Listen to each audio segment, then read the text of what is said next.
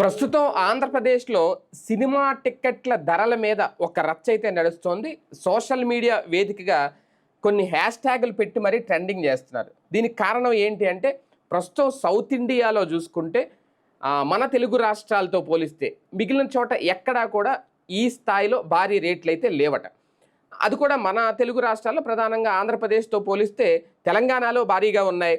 అలాగే తమిళనాడు, కేరళతో పోలిస్తే ఆంధ్రప్రదేశ్లో భారీగా ఉన్నాయట. కర్ణాటకలో కూడా ఈ మల్టీప్లెక్స్లకు సంబంధించి భారీగా రేట్లు ఉన్నా అక్కడ ప్రభుత్వం 200 రూపాయలకైతే మించకూడదు అనే ఒక ప్రతిపాదన అయితే తీసుకొచ్చింది. ఆ నేపథ్యంలో ఈ చర్చ అంతా మొదలైంది.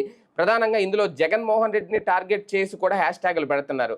ఒకప్పుడు జగన్మోహన్ రెడ్డి హయాంలో టికెట్ ధరల రేట్లు తగ్గిస్తే అప్పుడు సినిమా ఇండస్ట్రీ మొత్తం దిగొచ్చేసింది. ఇప్పుడు సినిమా టికెట్లు రేట్లు పెంచి ప్రజలను ఇబ్బంది పెడుతున్నా ఎవరు పట్టించుకోవట్లేదు అనేది. కాకపోతే ఎవరు చేసే రాజకీయం ఎవరి హయాంలో వాళ్ళు చేస్తున్నారు. కాకపోతే ఎంత ఈజీగా అంటే ధరలు ఎంత పెంచుతున్నా ఎంత సులభంగా ఎలాగా పర్మిషన్లు ఇచ్చేస్తున్నారు టికెట్ ధరలు పెంచుకోవడానికి ప్రభుత్వం అనేది కూడా ఒక చర్చ. అసలు ఏం జరుగుతోంది టాలీవుడ్ ఇండస్ట్రీకి సంబంధించి, టికెట్ ధరలకు సంబంధించి, అలాగే ప్రస్తుత కూటమి ప్రభుత్వం తీసుకుంటున్న నిర్ణయాలకు సంబంధించి ఇదే అంశం మీద చర్చించే ప్రయత్నం చేద్దాం.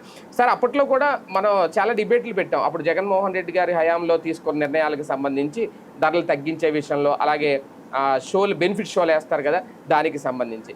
కానీ ఇప్పుడు అంతకుమించి క్వైట్ ఆపోజిట్లో జరుగుతున్న పట్టించుకోవట్లేదని అనుకోవాలా, లేదంటే అప్పుడు జగన్ చేసిన దాన్ని తప్పుబట్టి ఇప్పుడు సైలెంట్గా ఉంటున్నారనుకో? ఇంత సులభంగా ఎలాగ ధరలు పెంచుకుంటే ఒక్కొక్క సినిమాకి ఒక్కొక్క ధర ఎలా పర్మిషన్లు ఇచ్చేస్తున్నారు అనేది కూడా ఒక రేజ్ అవుతున్న ప్రశ్న. ఎలా చూడాలి? ఇద్దరికీ అండర్స్టాండింగ్ ఉంటుంది, సినిమా ఇండస్ట్రీకి వీళ్ళకి. ఇక్కడ జగన్ టైంలో జరిగింది, అంతకుముందు జరిగింది. వాస్తవంగా ఏంటంటే సామాన్య ప్రజలకు అర్థమయ్యే భాషలో మీడియా చెప్పడం మానేయటం వల్ల నిజాలు తెలియట్లేదు. మనకి టిక్కెట్ల రేట్లకి సంబంధించి నిర్ణయించే అధికారం ప్రభుత్వానికి ఉంటుంది, ప్రభుత్వమే చేస్తుంది. మీకు ఒకసారి గుర్తుకు తెచ్చుకుంటే, నేను అనేక సార్లు కవర్ చేశా కమ్యూనిస్టుల ఆందోళనలో. రూపాయి ఛార్జీ, ₹10 ఛార్జీ టికెట్ రేట్లు పెంచితే కూడా సబ్ కలెక్టర్ ఆఫీసుల ముందు ధర్నాలు, జాయింట్ కలెక్టర్ ఆఫీసుల ముందు ధర్నాలు. అప్పుడు అడిగేవాడిని, ఏంది వీళ్ళకంటే వాళ్ళేనండి ప్రభుత్వమేనండి డిసైడ్ చేసేది అని చెప్పేవాడు. అప్పుడు రాష్ట్ర ప్రభుత్వమే డిసైడ్ చేయాలి టికెట్ రేట్లు, ఒక చట్టం ద్వారా చెయ్యాలి, ఇంతకు అమ్మాలి అన్నటువంటి దానికి. ఒక రోజున ఒకప్పుడు అట్లాగే నడిచాయి ఇదివరకటంతా కూడా. తర్వాతన ఒక ఈ తెలంగాణ ఆంధ్ర ఉద్యమాలు జరిగినాయి కదా, ఆ టైంలో ఆ చట్టానికి సంబంధించి సంథింగ్ ఏదో తేడా వచ్చింది. అప్పుడు కోర్టుకి, అంటే వీళ్ళు సినిమా వాళ్ళు మా రేట్లని మాకు వాళ్ళు ఫిక్స్ చేస్తున్న రేటుకి మాకు వాల్యూడ్ కావట్లేదు అన్నప్పుడు కొత్త చట్టం తెస్తాము అని చెప్పింది ప్రభుత్వం. అప్పటిదాకా ఈ చట్టం అమల్లో లేనట్టే అన్నటువంటిది అప్పుడు ఇచ్చిన తీర్పులు. అప్పటిదాకా ఏ సినిమాకి ఆ సినిమా డెసిషన్ అన్నటువంటి దాన్ని అడ్డు పెట్టుకుని తెలివిగా నాడు బాబు ప్రభుత్వం ఇక్కడ, కేసీఆర్ ప్రభుత్వం అక్కడ, సినిమా వాళ్ళకి ఫేవరబుల్గా ఒక తెలివితేటలు. అంటే వీళ్ళకి ఏంటంటే ఒక ఇగో ఉంటుంది, సినిమా హీరోకి ఒక ఇగో ఉంటుంది, సినిమా నిర్మాతకి దర్శకుడికి ఒక ఇగో ఉంటుంది. మేం పుడుంగులు అని వాళ్ళు అనుకుంటారు, మేం పుడుంగులు అని వీళ్ళు అనుకుంటారు. ఆ దర్శకుడు హీరోలు మా కాళ్ళ దగ్గరికి రావాలంటే ఇక్కడే చాయిస్. అందుకని చట్టం చేయలే ఆ టైంలో ఇద్దరు కూడా. చట్టం చెయ్యకుండా వీళ్ళు ఫస్ట్ ప్రభుత్వంతో మాట్లాడుకోవాలి. మాట్లాడుకుంటే ప్రభుత్వం సరే పెంచుకోండి రేట్లు అంటది, ఎంత పెంచుకోవాలో డిసైడ్ చేస్తారు. ఇందులో ప్రభుత్వాలు అప్పట్లో వాటా అడిగినట్టయితే లేదు. ఇద్దరు కూడా సినిమా ఇండస్ట్రీ దగ్గర చేతులు జాచి ఉంటే వాళ్ళు రచరచ చేసేవాళ్ళు ఫిల్మ్ ఇండస్ట్రీ వాళ్ళు. కానీ ఇద్దరూ కూడా దాన్ని ఆ హీరో తమకు ఫోన్ చేయాలి. ఏ హీరో సినిమా అయితే ఆ హీరో ఫోన్ చేయాలి. మొదట్లో డైరెక్టర్ గారు సో హీరో సినిమా సార్ నేనే డైరెక్టర్ని అనినో, లేకపోతే నిర్మాత, వీళ్ళిద్దరిలో ఎవరు ఆ ప్రభుత్వంలో ఉన్న వాళ్ళకి దగ్గర అయితే వాళ్ళ ద్వారా, అప్పుడు కేటీఆర్ ద్వారా కేసీఆర్కి చెప్పించుకోవడం, ఇక్కడ ఆంధ్రాలో లోకేష్ ద్వారా బాబుకి చెప్పించుకోవడం, అట్లా నడిచింది ఆ రోజుల్లో. చట్టం చెయ్యాలి కదా, చెయ్యాల ఇద్దరు కూడా. 5 ఏళ్ళు అట్టాగే ఉండిపోయింది. ఏ సినిమాకి ఆ సినిమానే. దాంట్లో ఏం చేస్తారు వీళ్ళు ఎంత పెంచుకోవాలో పర్మిషన్ అంటే అధికారికంగా ఇవ్వకుండా ఆ సదరు సినిమా వాళ్ళు రేపు 10వ తారీఖున మేము రిలీజ్ చేయబోతున్నాం, ప్రభుత్వం దగ్గర చట్టం ప్రకారం లేదు, గతంలో ఫిక్స్ చేసిన రేట్ ప్రకారం మేము సినిమా కనుక రిలీజ్ చేస్తే మాకు డబ్బులు సరైనవి రావు అని చెప్పేసి కోర్టుకు వెళ్తారు. కోర్టు ప్రభుత్వానికి నోటీస్ ఇస్తుంది. వెంటనే ఎవరైతే అడ్వకేట్ జనరల్ గారు లేచి అవునండి మేము ఇంకా చట్టం చేయలేదు, వాళ్ళు ఇష్టం వచ్చిన రేటు పెట్టుకొనియండి, కాకపోతే మరీ ఇబ్బంది కలగకుండా చూడమనండి అని చెప్తారు. కోర్టు కూడా కాస్త ఆలోచించుకుని చేసుకోండి అయ్యా అని చెప్తుంది. ఓకే సార్ మేము ఈ రేట్లని వేస్తారు, వాళ్ళు పెట్టేస్తారు. ఇక్కడ వీళ్ళిద్దరి మధ్యన అండర్స్టాండింగ్తో నడిచినాయి. 5 ఏళ్ళు అట్టాగే నడిచినాయి. ఆ తర్వాత జగన్ వచ్చాడు. జగన్ అసలు చంద్రబాబు గారిని అయితే వాళ్ళందరూ వచ్చి కలిశారు, సన్మానించారు, అదంతా నడిచింది. కేసీఆర్ నాడు పట్టించుకోబోయేటప్పుడు కేసీఆర్ ఏం చేశాడు, అక్కడ ఉన్న స్టూడియోలకి నోటీసులు ఇచ్చాడు. మీకు ఇచ్చింది అంత భూమి ఎప్పుడు ఎన్టీ రామారావు టైంలో, ఎన్టీ రామారావు కంటే ముందు కాంగ్రెస్ టైంలో ఇచ్చారు. అప్పుడు ఎన్టీ రామారావు కూడా సినిమా యాక్టరే కదా. ఇలా స్టూడియోలకి స్థలాలు ఇచ్చారు అప్పుడు తక్కువ రేటుకి. ఆ ఇచ్చిన స్థలాల్ని స్టూడియో పర్పస్కే వాడాల్సి ఉంటే వేరే పర్పస్లకు కూడా వాడేస్తున్నారు. షాపింగ్ కాంప్లెక్స్ కట్టేసిన, వేరే వాళ్ళకి అద్దెలకు ఇచ్చిన, అది అవన్నీ తిరిగి స్వాధీనం చేయండి అని చెప్పేసి నోటీస్ ఇచ్చాడు. అప్పుడు కంగారు పడి వీళ్ళందరూ కేసీఆర్ దగ్గరికి వెళ్ళారు. స్టూడియోలో హీరోలు వీళ్ళు వెళ్ళాలి, యాక్టర్లు. ఆ డ్రగ్స్ కేసు పెట్టారు. ఒక తొక్కు తొక్కేటప్పటికి పరుగులు పెట్టుకుంటూ అందరు యాక్టర్లు మళ్ళీ కేసీఆర్ని సంప్రదించడం, తద్వారా సినిమా ఇండస్ట్రీ ఆ తర్వాత హీరోలు ఎంబోయ్ అంటే సార్ అనేటట్టు ఉండాలి వాళ్ళకి. ఆ టైప్లో అంటే పొలిటికల్ పవర్ని సినిమా ఇండస్ట్రీకి చూపించారు రుచి. అంతకుముందు పొలిటికల్ పవరు సినిమా పవరు ఒకటే అన్నటువంటి రూట్లో ఉండేది.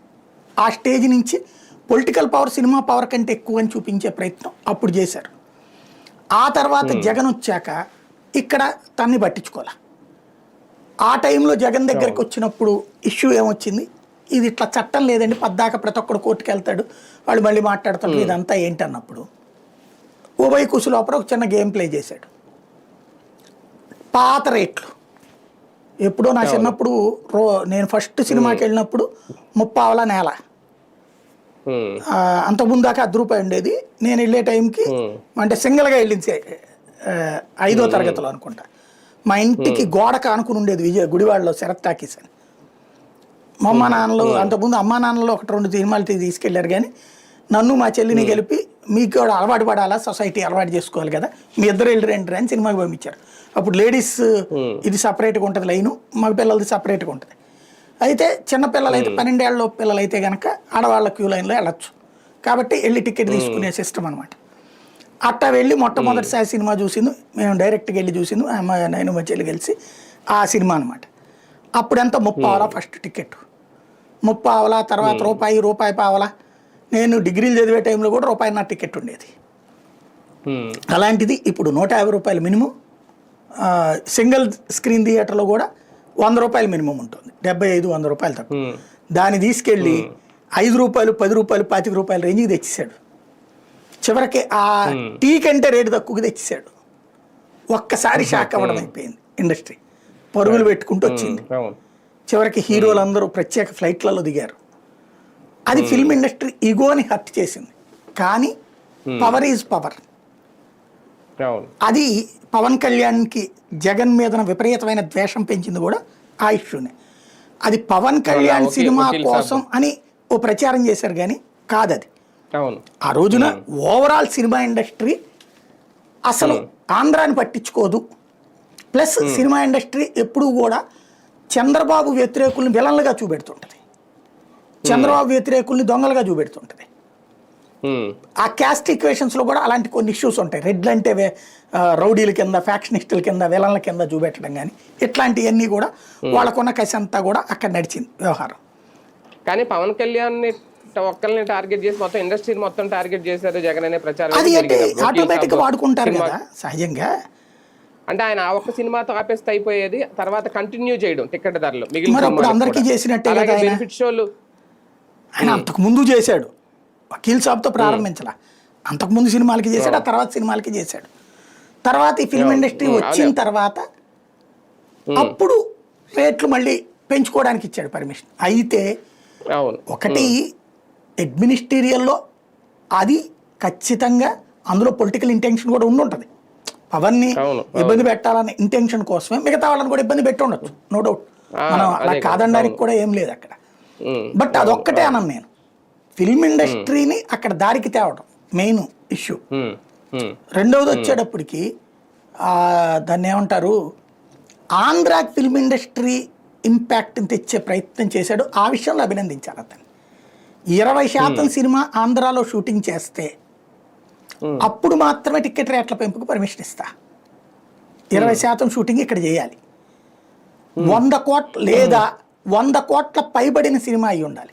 ఈవెన్ అందులో కూడా 20% ఇక్కడ షూటింగ్ చేయండి అని చెప్పాడు అతను. 20% షూటింగ్ ఇక్కడ చేస్తేనే అన్నాడు. ఆ మాట కట్టుబడి ఉన్నాడంటే లేదు, అలా లేని సినిమాలకు కూడా ఇచ్చాడు. దెన్ అక్కడ అతని పట్టు తప్పింది.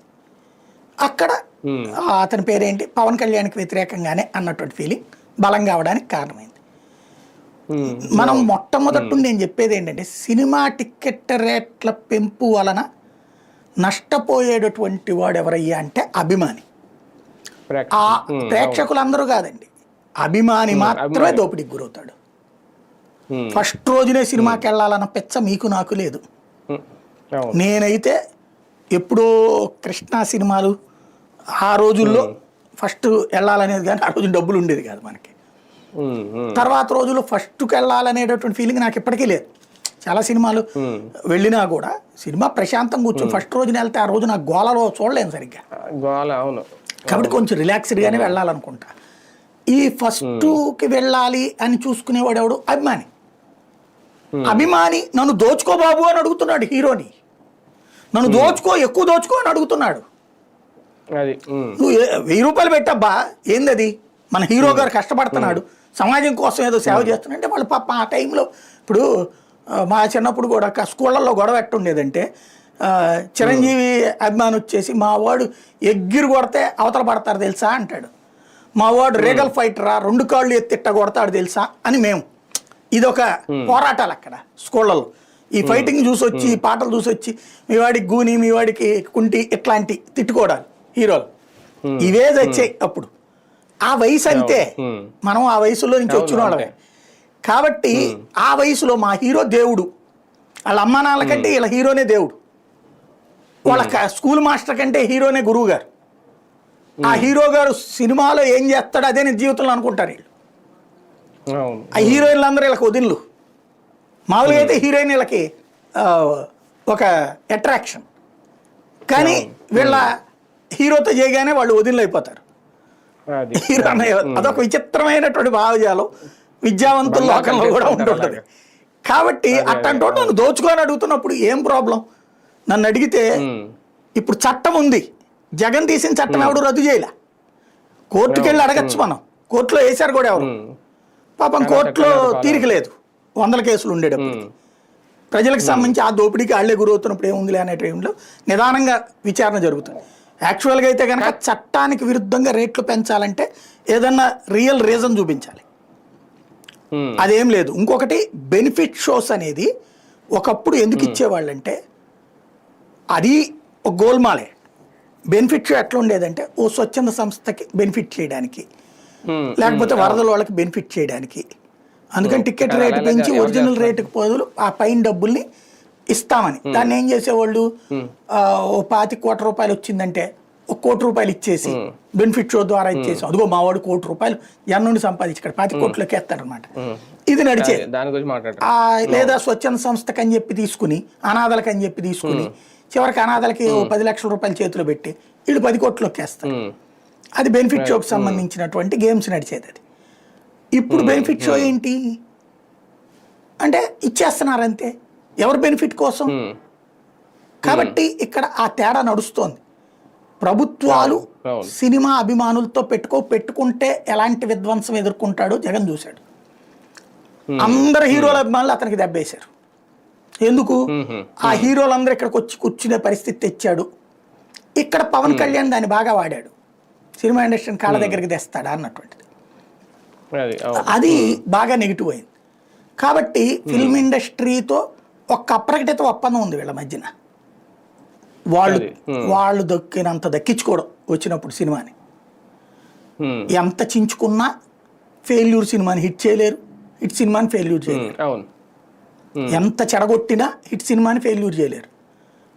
ఎంత గొప్పగా ప్రమోట్ చేసినా ఫెయిల్యూర్ సినిమా అని సక్సెస్ చేయలేరు. కాబట్టి అది వాళ్ళకు వదిలేస్తే పోలేదా. ఇంకొక ఆస్పెక్ట్లో కూడా ఉంటుంది. ఈ సినిమా ఇండస్ట్రీలో ఉన్నోళ్ళు అనేక మంది రాజకీయాల్లో ఉన్నారు. ఈ రాజకీయ నాయకులు, ఎమ్మెల్యేలు వీళ్ళు అనేక మంది ప్రొడ్యూసర్స్గా ఉన్నారు. కాబట్టి నడిచిపోతుంటుంది ఇదంతా. కానీ ఒకటి సార్, ఇక్కడ ప్రేక్షకులకి వస్తున్న కోపం ఏంటంటే, ఒక అభిమానుల సంగతి పక్కన పెడితే, ఈ మధ్యకాలంలో 10 రోజులకి ముందు సినిమా రిలీజ్ అయిన తర్వాత 10 రోజులకి, వారం రోజులు కూడా అనుమతులు అడుగుతున్నారు టికెట్లు పెంచుకోవాలి అనేది. అలాగే అది అక్కడతో ఆగకుండా డబ్బింగ్ సినిమాలకు కూడా రేట్లు పెంచుకోవడానికి అడుగుతుంటే ఇమీడియట్గా పర్మిషన్లు ఇచ్చేస్తున్నారట. అంటే అది ఖచ్చితంగా ఇబ్బందే కదా. ఇప్పుడు ఓటీటీలు పెరిగిపోతున్న నేపథ్యంలో సామాన్యులు ఆ ఓటీటీలు చూడలేని వాళ్ళు థియేటర్కి వెళ్ళాలనుకుంటే వాళ్ళు కొనుక్కుని వెళ్ళే పరిస్థితి లేదు. ఇప్పుడు కర్ణాటక ప్రభుత్వం నిర్ణయం తీసుకున్నట్టు 200లకు మించి తీసుకోకూడదని ఒక ప్రతిపాదన తీసుకొచ్చినట్టు అలాంటి నియంత్రణ ఏమి ఇక్కడ చేయలేరు. అంటే కర్ణాటక లాంటి చోట్ల మనకున్నంత మూర్ఖత్వం లేరండి. తమిళనాడులో 183 రూపాయలట ఇతంది రజనీకాంత్ కూలీ.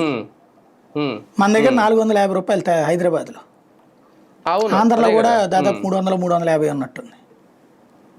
ఇక్కడ మనకేంటంటే ప్రజలు ఎంత దోపిడీకి గురైతే అంత గొప్పగా ఫీల్ అయ్యేటటువంటి విచిత్రమైన మనస్తత్వం. సినిమా రంగం అంటే అదేదో దైవాంశ సంభూతులు అనే ఫీలింగ్ ఉంది మనకి.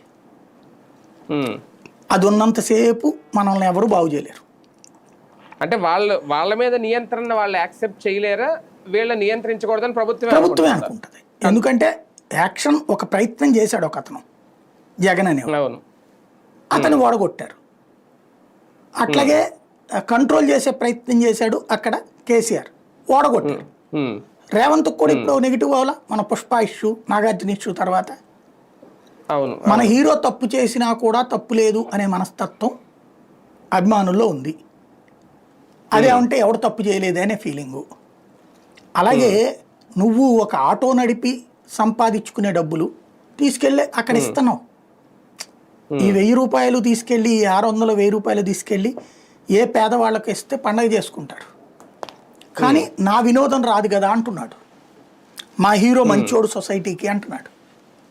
అందుకోసం నేను ఇస్తున్నాను అంటున్నాడు. దీన్ని ప్రమోట్ చేయడానికి ఒక పిఆర్ టీం ఉంటుంది. హీరో గారు 100 కోట్లు సంపాదించి ఎవరికో ఒక దానికి ఇంత ఖర్చు ఇచ్చాడు, 1 లక్ష రూపాయలు, 2 లక్షలు అనేటటువంటిది. ఆయన మానవతా హృదయానికి ఇక్కడ మనసులు ఉప్పొంగిపోతాయి. కాబట్టి ఆ అభిమానం అనేటటువంటి పెట్టుబడి ఉన్నంత వరకు ఇక్కడ ఒకటేంటంటే వీళ్ళు ఓట్లు వెయ్యకపోవచ్చు కానీ ఓట్లు తీయడానికి పనికొస్తారు. ఎందుకు వచ్చిన పెంట? దోపిడీకి గురవడానికి వాళ్ళే సిద్ధపడుతున్నప్పుడు మనం ఎందుకు ఆపాలి సమాజం కోసం? మీకు భవిష్యత్తు ఏం లేదండి. రాజకీయం ఎట్టా తయారైపోతుందంటే ఇప్పుడు రౌడీల్ని ప్రోత్సహిస్తున్నాం, ఫ్యాక్షనిస్టుని ప్రోత్సహిస్తున్నాం, దోపిడీని ప్రోత్సహించుకుంటున్నాం ఎవరి కాళ్ళే. ఈ ప్రభుత్వాలకి ఏమిటి హ్యాపీ. మళ్ళీ ఆ పాత రోజులకి వెళ్తున్నాం మనం. పోనీ పాపం. అంటే ఉన్న టికెట్ల రేట్ల మీద అదనపు భారం మోపడం ఒక రకంగా దోపిడీ అనేది కొంతమంది భావిస్తున్నారు. కూటమి ప్రభుత్వంలో పవన్ కళ్యాణ్ గారు ఉండడం వల్ల మాత్రమే అది జరుగుతుంది ఈ ట్రిప్ లో అని అనుకోవచ్చు. అట్లే లేదు, ఎంతమంది కూడా పెంచుకోవడానికి ఇచ్చారు. అది ఆయన అనడానికి ఏం లేదు. ఆయన కూడా ఆయన సినిమాకి కూడా అప్లికేషన్ పెట్టింది తీసుకున్నాడు కదా. కాబట్టి పవన్ వల్ల అనడానికి ఏం లేదు. ఈజీగా పర్మిషన్స్ వచ్చాయి డబ్బింగ్ సినిమాలకి. అది పవన్ కళ్యాణ్ వల్ల నేను కాదు, ఏ ప్రభుత్వం ఉన్నా వస్తూనే ఉంటాయి. కాకపోతే ఇంతవరకు అట్లాంటి వాటికి డబ్బులు అడుగుతున్నారని నేను అనుకోను. ప్రభుత్వాలు డబ్బులు కూడా లంచాలు తీసుకుని ఏం చెయ్యరు. పని జరిగిపోతుంది, పర్మిషన్స్ ఇచ్చేస్తారు. పోయేదే ఉంది, మన డబ్బులు కాదు కదా. నా జేబులో డబ్బులు కానప్పుడు ఊరంతా దేకితే నాకు పోయేదే ఉంది. అది ప్రభుత్వాల తీర్పు. ప్రజలు దోపిడీకి గురవ్వాల్సిందే. అంటే వాళ్ళకి ఇష్టపడి దోపిడీకి గురవుతున్నారు అంతే. అంతే. Right right. చూద్దాం. మొత్తానికి ఇప్పుడు సోషల్ మీడియాలో అయితే ఇదే హ్యాష్ ట్యాగ్స్తో అయితే ఒక యుద్ధం అయితే నడుస్తోంది. అది సోషల్ మీడియా ప్రేక్షకులైనా అనుకోవాలి. కాకపోతే వాళ్ళ తెర మీద తీసుకొస్తున్న అంశం అయితే డబ్బింగ్ సినిమాలకి ఈ మధ్యన ఎందుకు అంత ఈజీగా పక్క రాష్ట్రాలతో పోలిస్తే అనుమతులు ఇచ్చేస్తున్నారు. ఎక్కడా లేని మన తెలుగు రాష్ట్రాల్లోనే ఎక్కువ టికెట్ ధరలు, ఎక్కువ రేటుకి టికెట్లు విక్రయిస్తున్నారని. మరి దీన్ని కంట్రోల్ చేస్తారా? ఇంక ఇలాగే కంటిన్యూ అవ్వాలి, ఇలాగే దోపిడీకి గురవ్వాలా?